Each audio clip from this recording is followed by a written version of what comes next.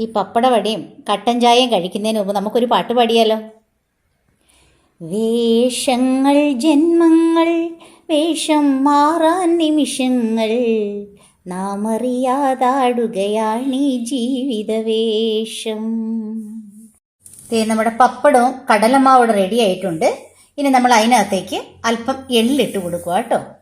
എള്ള്, 1/2 ടീസ്പൂൺ മഞ്ഞൾപ്പൊടി, 1 ടീസ്പൂൺ മുളക് പൊടി, കുറച്ച് ചെറുജീരകം, ഇത്രയും നമ്മൾ ആഡ് ചെയ്ത് കൊടുക്കുന്നുണ്ട് കേട്ടോ. ഇനി നമുക്ക് അതിന് ആവശ്യത്തിന് വെള്ളം ഒഴിച്ചിട്ട് ഇതിനെ ഒന്ന് റെഡിയാക്കി എടുക്കണം. നമ്മൾ തീ കത്തിച്ച് ചട്ടി അടുപ്പിൽ വെച്ച് കൊടുത്തു. ഇനി നമ്മൾ ആവശ്യത്തിന് എണ്ണ ആഡ് ചെയ്ത് കൊടുക്കണം. പപ്പടം മുങ്ങിക്കിടക്കാനുള്ള എണ്ണ വേണം കേട്ടോ. നമ്മുടെ എണ്ണ തിളയ്ക്കുമ്പോഴേക്കും നമുക്കിതാ ഇതിനുള്ളിലേക്ക് കുറച്ച് കായപ്പൊടിയും കൂടെ ആഡ് ചെയ്ത് കൊടുക്കുക കേട്ടോ. കായപ്പൊടി ഒരു ടേസ്റ്റും മണമൊക്കെ വരാൻ വേണ്ടിയിട്ടാണ് ആ കായപ്പൊടി ഇടുന്നത്. അത് ഓപ്ഷണലാണ്, നിർബന്ധമില്ല. അപ്പോൾ നമ്മുടെ എണ്ണ ഇത് ഇവിടെ തിളച്ച് വന്നിട്ടുണ്ട്.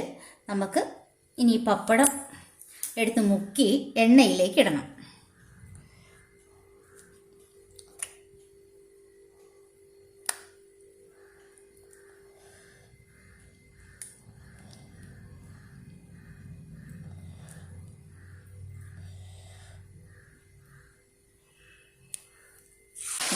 നമ്മുടെ പപ്പടവട അവിടെ കിടന്ന് നന്നായിട്ട് എണ്ണയിൽ മുരിയുവാണ്.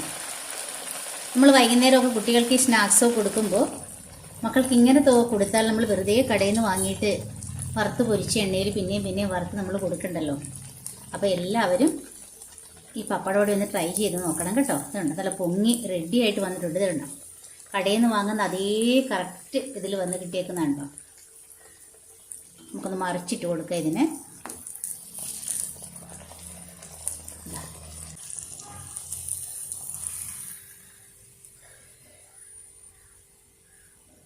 ഇത്ര സിമ്പിളാണ് നോക്കി.